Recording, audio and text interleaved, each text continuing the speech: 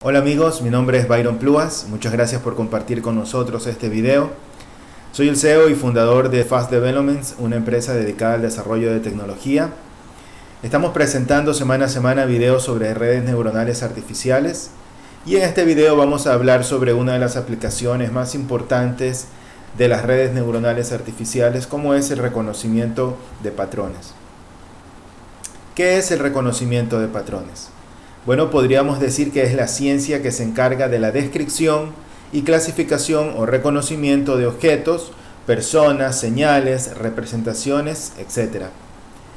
Podemos decir también que consiste en el reconocimiento de patrones de señales. Los patrones se obtienen a partir de los procesos de segmentación, extracción de características y descripción, donde cada objeto queda representado por una colección de descriptores.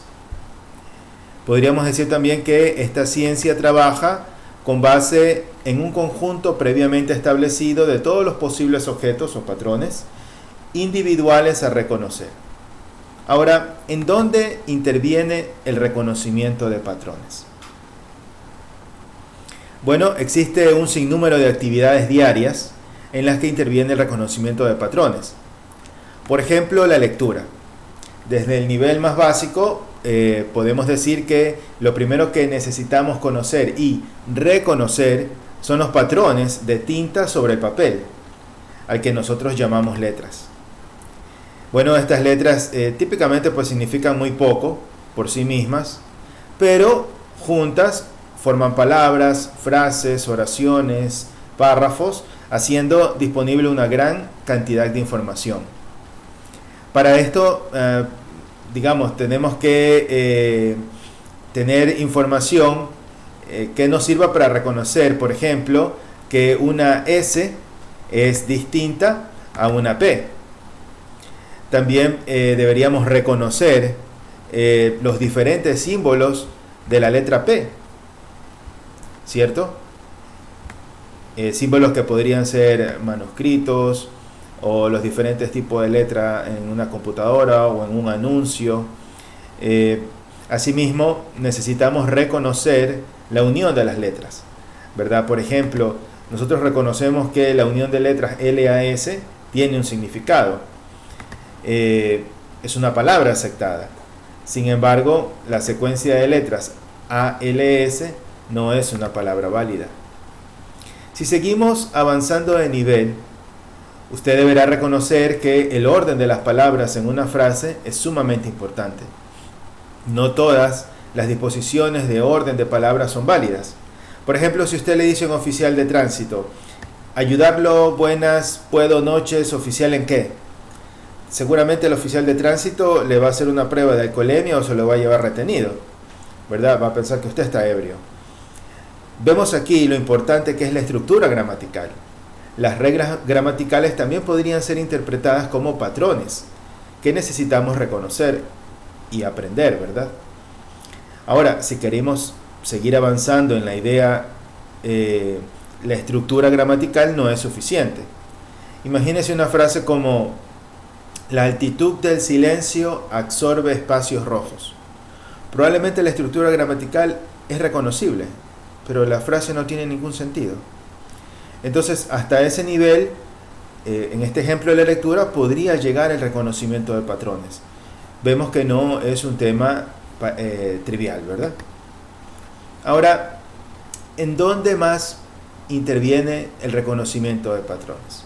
Bueno, como decíamos, el reconocimiento de patrones forma parte de un sinnúmero de actividades humanas. Podemos reconocer caras, por ejemplo, a pesar de que todas ellas tienen dos ojos, dos orejas, una nariz, una boca y en ocasiones cabello, son muy diferentes unas de otras. Sin embargo, aprendemos a reconocer los rostros. Nosotros podemos reconocer sonidos en una conversación. Podemos reconocer sonidos de objetos, como el de una olla hirviendo. Podemos distinguir o reconocer el ladrido de nuestro perro. Podemos reconocer el sonido de la alarma de nuestro vehículo. Podemos reconocer una canción. Reconocemos los síntomas de un resfriado. Reconocemos las diferencias entre un Mercedes y un Hyundai. Podemos reconocer, por ejemplo, diferentes locutores en una conversación. Usted podría, por ejemplo, cerrar los ojos, ¿verdad? Y se conoce a quién habla, usted podría saber quién está diciendo qué cosa. Imagínense que hasta podemos reconocer, es más, diferentes cambios o pequeños cambios en la voz de nuestra pareja. Cambios que indican, por ejemplo, sorpresa, miedo o admiración, angustia, ¿verdad? Imagínense que podemos reconocer el estilo de un compositor, podemos reconocer el estilo de un pintor, de un escultor. Podemos reconocer que una película, por ejemplo, es dirigida por Tarantino.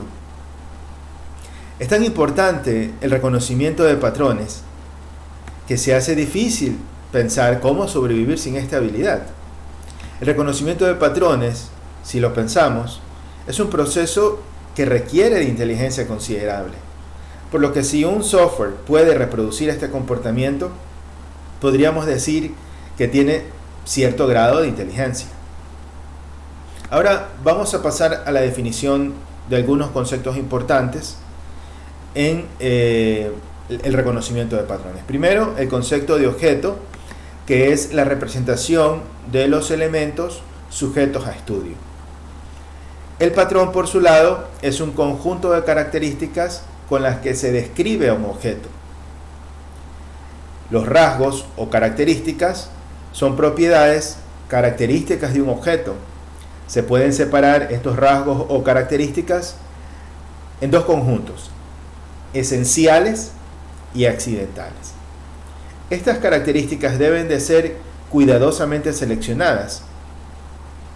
Dentro de este proceso de reconocimiento de patrones es importante la selección de las características que vamos a inmiscuir en el proceso. Ahora, no existen reglas exactas para esta selección, ¿verdad? Como para escoger cuál es el mejor conjunto de características. Bueno, habrá mucho que experimentar en este proceso de reconocimiento de patrones. Ahora, una clase es la que se compone de un conjunto de objetos que poseen rasgos que los diferencian de los demás. Y el reconocimiento es el proceso de identificar objetos para determinar las clases a las que pertenecen. Este proceso debe de ser lo más automático posible, ¿no? Aquí entran las redes neuronales artificiales. Ahora vamos a ver los diferentes enfoques del reconocimiento de patrones. Tenemos el primer enfoque, que es el enfoque estadístico o teoría de la decisión. Este enfoque se basa en la teoría de probabilidad y estadística y supone que se tiene un conjunto de medidas numéricas con distribuciones de probabilidad conocidas y a partir de ellas se hace el reconocimiento.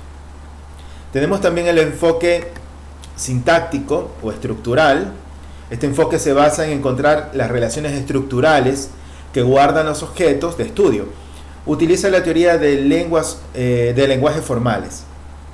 El objetivo es construir una gramática que describa la estructura del universo de objetos, es decir, que describa cómo los objetos están constituidos, cómo están formados. Tenemos también el enfoque de redes neuronales, ¿verdad? Este enfoque supone que tiene una estructura de neuronas interconectadas, neuronas artificiales, por cierto, que se estimulan unas a otras, las cuales pueden ser entrenadas para dar una respuesta cuando se le presente determinado valor o estímulo. Y tenemos el enfoque de reconocimiento lógico o combinatorio de patrones. Este enfoque se basa en la idea de que la modelación del problema debe de ser lo más cercana posible a la realidad del mismo, sin hacer suposiciones que no estén fundamentadas. Uno de los aspectos esenciales del enfoque es que las características usadas para describir a los objetos de estudio deben de ser tratadas cuidadosamente. Ahora, ¿qué incluye un sistema de reconocimiento de patrones? Como vamos a ver en este gráfico, incluye un sensor que recoja fielmente los elementos del universo a ser clasificado. También un mecanismo de extracción de características cuyo propósito es extraer la información útil del universo, eliminando la información redundante e irrelevante, y finalmente una etapa de toma de decisiones en la cual se asigna a la categoría apropiada los patrones de clase desconocidas a priori. Ahora vamos a ver un poco más a fondo el sensor. El sensor es el dispositivo encargado de la adquisición de datos. El sensor ha de ser capaz de transformar magnitudes físicas o químicas, llamadas variables, de instrumentación en magnitudes eléctricas o numéricas. Las variables de instrumentación dependen del tipo de sensor, que pueden ser, por ejemplo, temperatura, intensidad lumínica, distancia, aceleración, inclinación, desplazamiento, presión, fuerza, torsión, humedad, etc. ¿Verdad? Los sensores biológicos, en el caso de la mayoría de los animales, pues son los sentidos, ¿verdad? La vista, el olfato, el tacto, el gusto, son los sensores biológicos.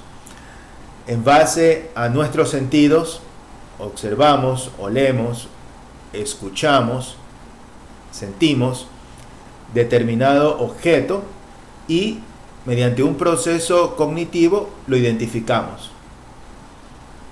Lo mismo sucede desde el punto de vista de un robot o un software de computación, ¿verdad? En la que intervienen también sensores que perciben información muy similar a como lo hacen los animales.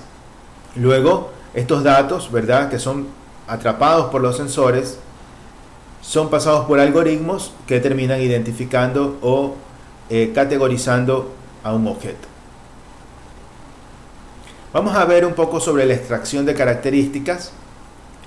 La extracción de características es el proceso de generar características que pueden ser usadas dentro del proceso de clasificación de datos. En ocasiones viene precedido por un preprocesador de la señal. Este preprocesador es necesario, por ejemplo, para corregir posibles deficiencias en los datos debido a errores del sensor, o bien para preparar los datos de cara a posteriores procesos en las etapas de extracción de características o clasificación. Las características elementales están explícitamente presentes en los datos adquiridos y pueden ser pasados directamente a la etapa de clasificación. Las características de alto orden son derivadas de las elementales y son generadas por manipulaciones o transformaciones en los datos. Vamos a ver ahora el proceso de selección de variables. Este proceso consiste en seleccionar cuál es el tipo de característica o rasgo más adecuado para describir los objetos. Para ello se debe localizar los rasgos que inciden en el problema de manera determinante. Esta etapa también puede ser diseñada dentro de la clasificación. La selección de variables puede diferenciarse según los objetivos buscados. Si el objetivo es la clasificación, la selección debe de tener características relevantes. A partir del conjunto total de características se describen a los objetos luego. Si el objetivo es la representación, se debe decidir qué características representan mejor a los diferentes tipos de objetos. La estrategia de selección de variables. Básicamente tenemos dos estrategias de selección de variables. La primera es Wrapper. La selección de características se hace usando información del mecanismo de clasificación. Y la segunda estrategia es Filter. La selección se hace con un criterio independiente del clasificador. Esta segunda estrategia incluye algunos métodos. Dentro de ellos la tabla de decisión, en la que se busca un subconjunto mínimo de variables que no introduzcan confusión entre las clases. Y de 3 es otro de los métodos en la que se crea un árbol de decisión y se selecciona un conjunto de variables que permitan discriminar entre clases. Y otro de los métodos aquí usados podría ser la teoría de testores, en la que buscamos todos los subconjuntos de variables discriminantes miniminales. Con esto se evalúa la relevancia de cada variable y se seleccionan aquellas con mayor relevancia. Ahora vamos a ver los procedimientos de clasificación. La clasificación trata de asignar las diferentes partes del vector de características o grupos de clases basándose en las características extraídas. En esta etapa se usa lo que se conoce como aprendizaje automático, cuyo objetivo es desarrollar técnicas que permitan a las computadoras aprender. Bueno, dentro de estos procedimientos tenemos el procedimiento geométrico, donde los patrones deben ser graficables.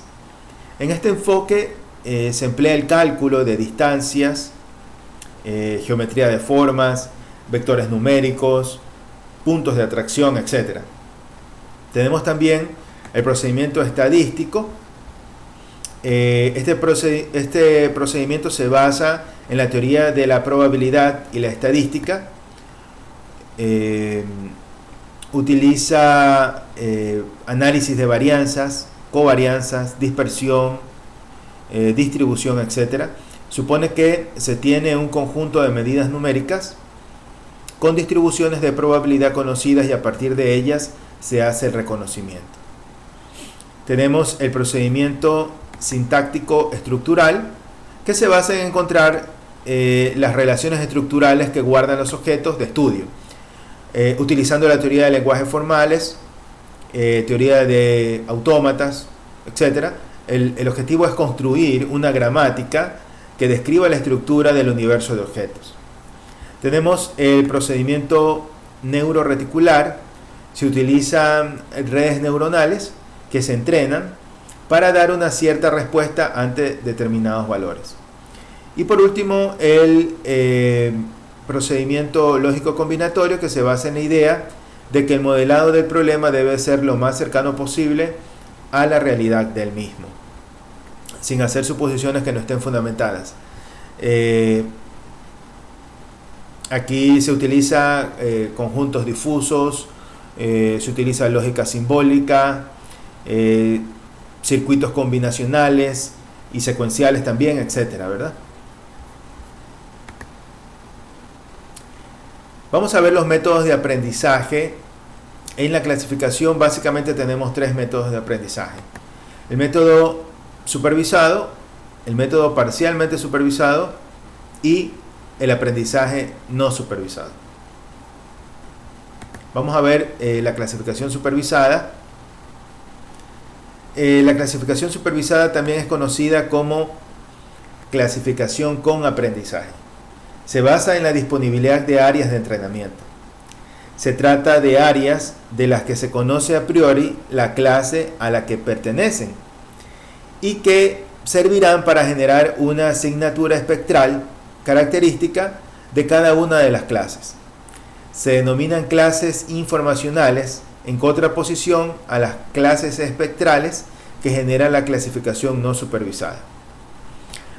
Algunos métodos de clasificación supervisada pueden ser funciones discriminantes. En una función discriminante, si son 2 clases, se busca obtener una función, digamos G, tal que un nuevo objeto, o si G de O es mayor que 0, se asigna la clase 1 y en otro caso la 2. Si son múltiples clases, se busca un conjunto de funciones GI, por ejemplo, en el nuevo objeto para ubicarlo en la clase donde la función tome el mayor valor. Otro de los métodos, ¿verdad?, de aprendizaje en la clasificación supervisada es el vecino más cercano. Un nuevo objeto se ubica en la clase donde esté el objeto de la muestra original que más se le parece, ¿verdad? Y otro método podría ser las redes neuronales artificiales, denominadas habitualmente RNA o en sus siglas en inglés ANN. Se supone que imitan a las redes neuronales reales en el desarrollo de tareas de aprendizaje. Ahora veamos la clasificación parcialmente supervisada, que también es conocida como aprendizaje parcial. Es normalmente utilizada cuando todos los rasgos están disponibles. En esta situación, los rasgos que se poseen pueden ser usados como una referencia para que el sistema automáticamente genere otros rasgos artificiales usando los datos base, digamos.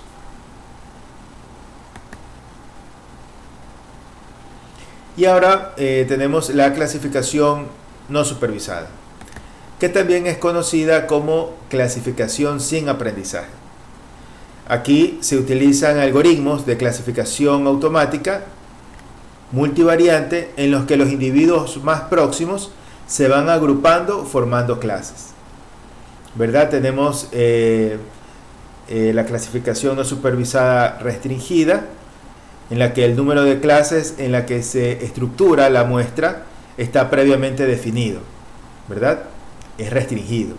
Tenemos también la clasificación no supervisada libre, en la que el número de clases en la que se estructurará la muestra depende exclusivamente de los datos, ¿verdad? Y de las características que hayamos tomado de ese universo. Algunos métodos de clasificación no supervisada también puede ser Simple Link o Complete Link, que pertenecen a grupos, ¿verdad? Unitarios de objetos que se van uniendo en los grupos más parecidos, ¿verdad? En cada etapa, hasta cumplir alguna condición. Otro de los métodos también es Isodata. En Isodata, en cambio, se van formando grupos que se ajustan iterativamente, usando la teoría de probabilidad. En algunas versiones de Isodata se puede hacer la unión o división de algún grupo. También está el método de criterio lógico combinatorio, en el que los criterios se interponen a los grupos de forma que se realizan conexiones maximales, compactas, entre otras.